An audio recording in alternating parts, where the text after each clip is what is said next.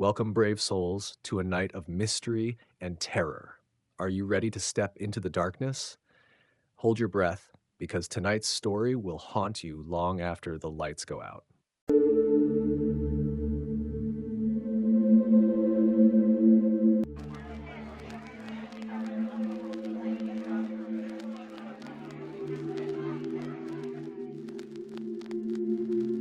Breakups are tough, even when you know they're for the best. I'd been trying to keep myself together after splitting up with my boyfriend of 2.5 years. I don't really want to get into it. It wasn't messy or dramatic. We just weren't right for each other anymore, but that didn't make it any easier. Some days, it felt like everything reminded me of him. I'd been forcing myself to stick to no contact, telling myself that it was the healthiest way for both of us to move on. It was hard though, really hard. One of the things I missed most about us was playing pool together. It was our thing. I'm a pretty decent player, definitely better than average, but my ex, he was incredible on his good days. He could pull off trick shots like it was nothing. One rail, two rail banks, kicks, combinations. I'm pretty sure he was even learning a standard mass. We each had pool tables at home, but obviously we're young, and staying inside every night wasn't exactly ideal. When we did go out, we always made sure that wherever we were going, usually a bar, had some pool tables. We hated crowded bars with long waits for tables and screaming patrons though, so the places we went were quieter, usually attracting an older crowd. Dive bars with old, scuffed tables and sticky floors were our sweet spot. Obviously, you can't expect to find a regulation table in pristine condition at any bar, but the dive bars were definitely a better shout than rowdy college bars. We were usually the youngest people there, but we didn't care. At that point in our relationship, we had grown somewhat bored of the typical college, let's get plastered every night mentality. Plus, even though I'm kind of shy, my ex was pretty charismatic and would get along with anyone. Us not being total newbies at pool didn't hurt either. A few weeks ago, I found myself missing that part of my life more than usual. It was a random Wednesday though, so none of my friends were free.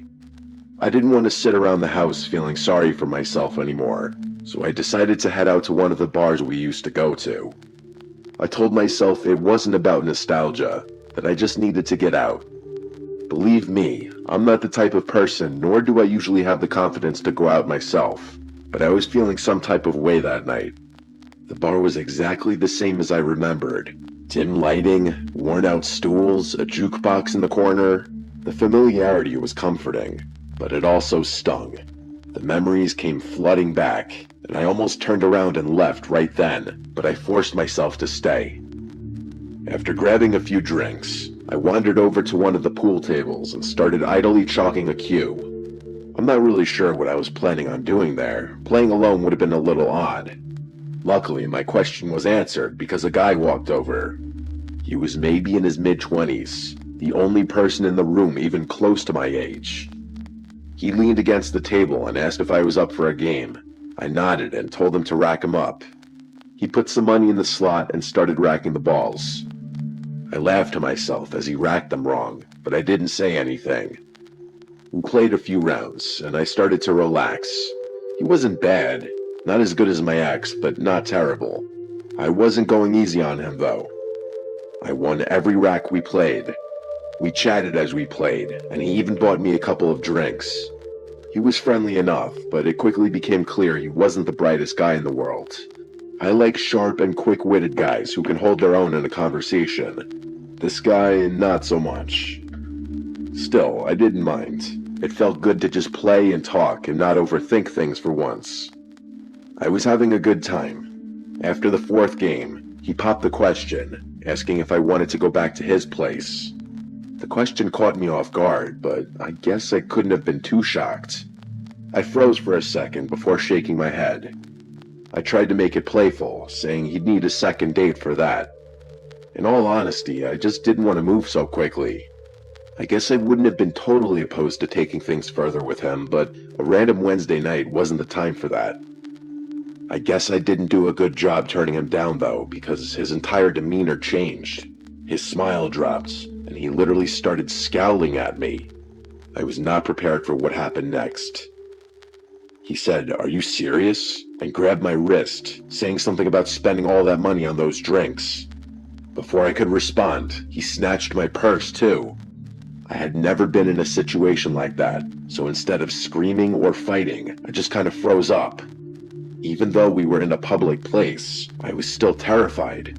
Luckily, a couple of older guys at the bar noticed what was happening and stepped in. I'm honestly not sure what I would have done had they not. One of them told the guy to let me go. The guy glared at me, muttered something under his breath, and threw my purse back onto the table before storming right out of the bar. My heart was still racing, and I thanked those guys profusely for helping me out. That was it for me, though. I called an Uber and left the bar, still kind of shocked and trying to process what had just happened. I decided to close my eyes in the Uber. I must have fallen asleep because the next thing I remember is the Uber driver gently waking me up. We were parked across the street from my house. I thanked him, got out of the car, and started walking toward the door. As I rummaged through my bag for my keys, I impulsively checked my phone for the first time since leaving the bar. That's when I saw it. That god-awful notification, AirTag found moving with you. I nearly dropped my phone. My hands started to shake as I rummaged through my purse, tossing aside my wallet and makeup until my fingers brushed against something unfamiliar. I pulled it out and stared in disbelief. There was literally an AirTag in my bag. A wave of panic hit me, way worse than what I was feeling earlier. I was still standing in the middle of the street, so I threw it on the ground and stomped on it a bunch of times until I was sure it was broken. I fought back a scream and started breathing heavily. The cold wasn't helping. I needed to get inside. I looked around frantically, but the street was completely empty. Whoever had planted the AirTag, probably that guy from the bar, would know exactly where I was. Maybe not my exact house, but the street for sure. The houses on my street are large and spaced out, so he'd definitely be able to narrow it down. I grabbed my purse and sprinted to the back door, fumbling with the lock before finally getting inside. I slammed the door behind me and locked it, my heart pounding so hard it felt like it might burst. I was safe, but I couldn't stop shaking. I walked up to my room, wondering how I had gotten myself into this mess. Normally I'm asleep by 10 and out cold for 9 or 10 hours, but there was no way I was going to sleep that night.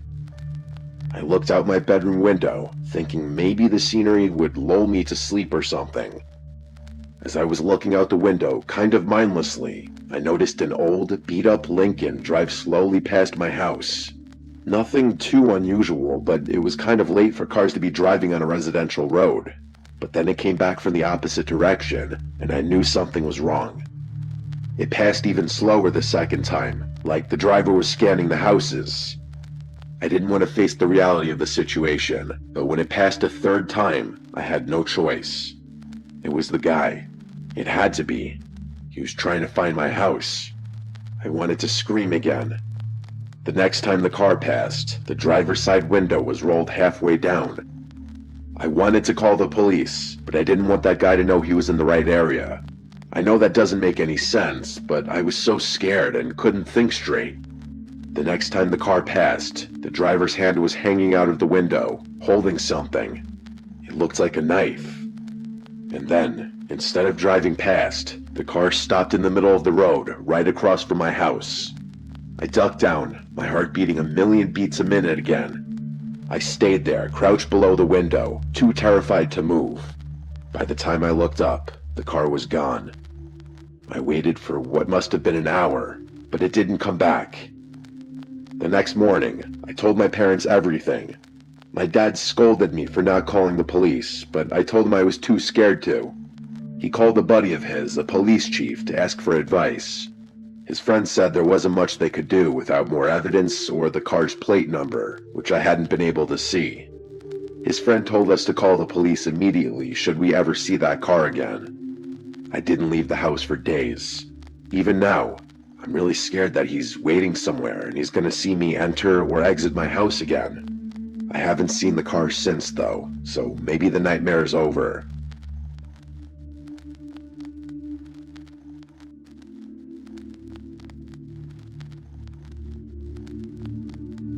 I don't have the most exciting life, but it's comfortable.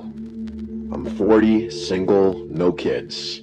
Some people might find that depressing, but honestly, I don't mind. I've got a steady job, a decent house, and no one to answer to but myself. I work as a bartender at a high-end luxury rooftop in a neighboring town, catering to the kind of clientele who think regular bars are beneath them. I don't live anywhere near that level of luxury myself. My place is in a pretty middle-of-the-pack neighborhood, about 20 minutes away, but working there has its perks. The tips are amazing. People in that area aren't shy about throwing money around, and the rotating crowd keeps things interesting. Since the bar is upscale, we don't have the typical regulars you find in a dive. I like that. I never quite liked how close some customers would get with me, or any other bartender for that matter. Maybe that's just me though. I like to keep to myself. I should probably mention that my name's Kevin. That'll be important later. It was a Friday night, our busiest night. The place was packed as usual, with groups of friends clinking glasses, couples on date nights, and a few folks who probably wandered in just to feel important. I always like playing a mental game with my patrons. I try to figure out which ones are pretending to be something they're not. You can tell a lot about people by the way they order a drink. The ones who ask for complicated cocktails are usually trying to impress someone. The ones who order a whiskey neat, they've had a day. I had my eye on a couple at the end of the bar who were down to their last sips of wine. It's always better to offer a refill before they wave you down. I was in my groove, mixing drinks and chatting with customers, when I noticed someone walk in who definitely looked out of place. I clocked the guy immediately. He was clenching his teeth and scowling like he was furious. He had jet black hair that wasn't combed and sat like a bird's nest on his forehead. He was wearing a blank black hoodie under a faded leather jacket, which looked like it hadn't been cleaned in years. There were stains all over it, but none of that was as unsettling as his face. Like I said, he just looked so angry. He made a beeline for the bar, but he didn't sit down. He just stood there, staring at me. I wondered to myself how he had gotten past the doorman in the lobby. I cleared my throat and asked if I could get him something to drink, trying to keep my tone neutral despite the weird vibe he was giving off. He didn't answer right away, which was strange. He just kept glaring at me like he was getting ready to swing. Finally, he muttered that he wanted a double shot of Jaeger. I nodded, grabbed a glass, and poured the shot. Jaeger isn't a drink we pour often here. Most of our patrons are likely to ask for something a little higher quality. But hey, if someone wants Jaeger, I'm not about to question their taste. I set the glass in front of him and moved on to serve a few other patrons. When I came back to charge him, he tossed crumpled cash onto the counter. That also threw me off. Hardly anyone pays in cash at this place. Again, though, it wasn't my place to judge. The guy didn't say anything as I rang him up, and I was ready to move on when he spoke again. I still remember his exact words. "I knew I'd find you here, Kevin." I froze. My eyes snapped to his as I scrambled to process what he just said. I put the glass in my hand down and demanded to know how he knew my name. I didn't want to make a scene, so I kept my voice low, but I hoped he got the gist of how serious I was. He didn't answer my question, just stared at me with the same angry intensity. Finally, he said, "I know what you did." Before I could ask him what he meant, he turned and walked towards the elevators. I wanted to yell something or chase after him, but I decided against it. I was on the clock. I couldn't just neglect my job. Instead, I just stood there for a moment, completely thrown off. I was honest to God confused out of my mind. I didn't recognize him in the slightest. I couldn't think of anything I had done that would warrant such a cryptic statement. I'm no saint, but I don't go around making enemies. It put me in a sour mood for the rest of the night. When my shift finally ended, I drove home, but I couldn't stop thinking about what had happened earlier. I racked my brain for literally any explanation that made sense, but couldn't think of any. By the time I ended up going to bed, I was still relatively unsettled by the whole thing. Sometime in the middle of the night, I woke up randomly. I wasn't really sure what woke me up, as I didn't have to go to the bathroom, and I'm usually the type of person to sleep through the night. I didn't hear or see anything, but something felt off. Without moving, I kept my eyes open, waiting for them to adjust to the darkness.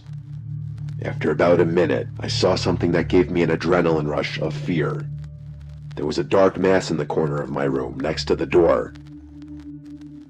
It was just standing there, but I was 100% sure it was something that didn't belong in my room. I felt my heart start to race, but I forced myself to stay still, pretending to still be asleep. Someone was in my room. I repeated that thought to myself like 6 times before truly processing it. I knew I had to do something. I counted silently to 3, and in one quick motion, I sprung out of bed, screaming like a crazy person. I was prepared for a fight, but the figure didn't come toward me. Instead, he bolted for the door. As he moved, I heard something clatter to the floor. I chased after him through my house, but by the time I reached the front door, it was wide open, and whoever had been in my room was gone. I wanted to run out into the yard to look for him, but I was worried that I'd be walking directly into a trap. Instead, I made what I still think is the smart decision and slammed the door shut and locked it. I thought back to the clatter I had heard earlier in my room. I walked back to my bedroom, turned on the light, and froze. In the corner of the room, there was a knife, just laying there on the floor. It was one of mine, taken from the kitchen. I felt sick. Whoever I had just chased was planning to hurt me, possibly kill me. I called the police right after that, and they quickly arrived and searched both my house and my yard, but found nothing. I gave a description of the man from the bar, and the police got the video footage from my bar, but they haven't been able to find him yet because I haven't heard anything. The thing that freaks me out the most is that I know for a fact I had locked all my doors that night. I locked them every night. During their search, though, the police were never able to figure out how that man entered my house. None of the windows were broken or unlocked, and there was no sign of forced entry. To this day, I still have no idea how he got inside. I haven't seen him since, but I would be lying if I said I don't think about this encounter often.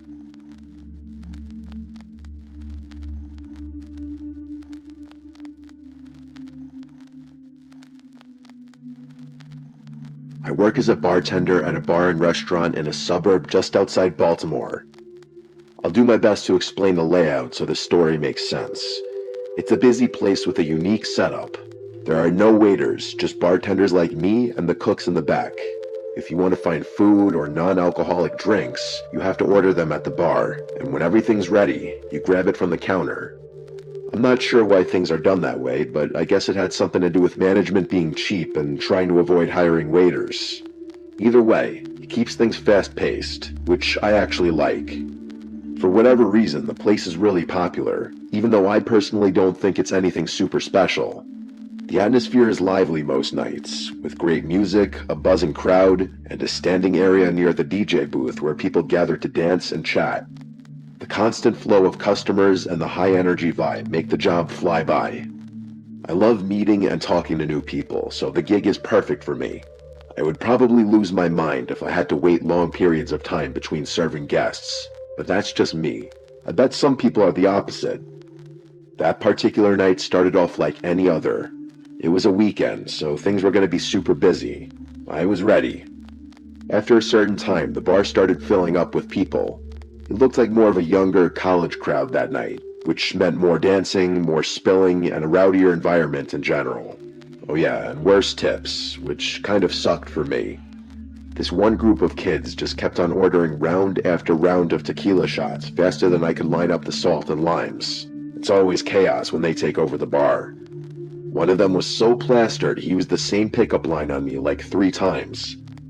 I was running around doing my thing when I noticed an elderly couple walk in and sit down at the booth in the corner of the restaurant. At first glance, there was nothing strange about them. I just thought it was interesting that 2 people that age would want to come into a rowdy place like this. I didn't have too much time to think about it though, so I went back to work. Fast forward maybe 30 minutes to an hour. I was halfway through pouring a line of gin and tonics when I noticed the couple again. My hands kept working, muscle memory taking over, but my brain was stuck on them for some reason. That's when it hit me. They were just sitting there motionlessly. They hadn't ordered anything either. No food, and definitely not any drinks, I would have remembered. I looked a little closer and realized that they weren't even looking at each other. They were both fixated at the wall next to them. From what I could tell, it didn't look like they were talking either. It was the strangest thing. I was beyond curious, but the bar was slammed, and I had too much to do to spend time wondering about it. I figured they might be waiting for someone, or didn't realize how the place worked.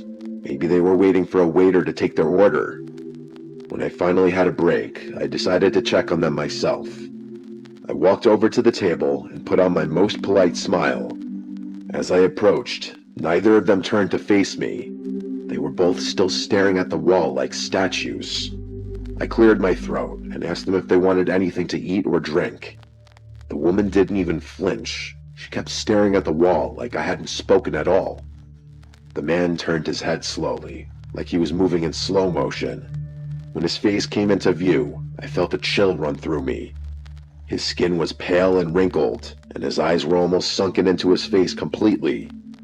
He didn't speak, just stared at me and shook his head once, firmly but silently. Something about the way he looked at me made my stomach twist. I muttered something in response and quickly returned to the bar. I had the weirdest feeling in my gut after that. Those people looked like they didn't even belong in this century, let alone this bar. I didn't look over at that booth for a long time. Eventually, things started to die down a little, and I remembered the couple. I glanced over impulsively, and I nearly dropped the glass I was holding. Both of them were staring directly at me now. I made direct eye contact with the woman, but she never averted her gaze. I don't think I'd ever been more uncomfortable at my job than I was in that moment. I looked away and pretended to be busy, trying not to freak out completely. By the time I glanced back again, the booth was empty. I was relieved. I was just glad that they were gone, as mean as that sounds. By the end of the night, I was still thinking about the whole thing. As I wiped down the bar and closed up with my coworker Karen, I decided to ask her if she saw anything strange. She's, I guess, what you would call a vet. She's been working there for years and prides herself on noticing everything and everyone that comes through the doors. When I asked her about the couple, she gave me a confused look and said she didn't know what I was talking about. I looked at her blankly and told her I was talking about the elderly couple that was sitting in the corner booth. She shook her head and told me she didn't remember seeing anyone like that. She then jokingly asked me if I was hallucinating, which got a playful laugh out of me, but on the inside though, I was losing it. I knew what I had seen. I asked her if she was sure, and she crossed her arms before listing at least 10 random people who had ordered food that night and what they were wearing. I laughed again and complimented her memory, but like I said before, I was dying on the inside. By the time we locked up, I started doubting myself. As I walked to my car, I noticed something that made me nearly drop my keys in fear. Across the street, there were 2 dark figures standing under a lone streetlight. I knew it was them. I wanted to scream, but the sound wouldn't come. I didn't wait another second. I jumped into my car, locked the doors, and sped out of the lot without another look. The drive home was awful. I was trying not to break down the whole time. I just kept repeating, "Oh my God," over and over. I had so many questions. Had Karen somehow missed them? Were those people even real? Was I going insane? I couldn't explain it. I thought I was going crazy. I wish this story had a resolved ending, but it doesn't. I never saw those people again. I never got any kind of explanation. Don't miss out on amazing I don't think content. I ever Hit will. that subscribe button and turn on the notification bell to stay updated with our latest videos. Join our community today.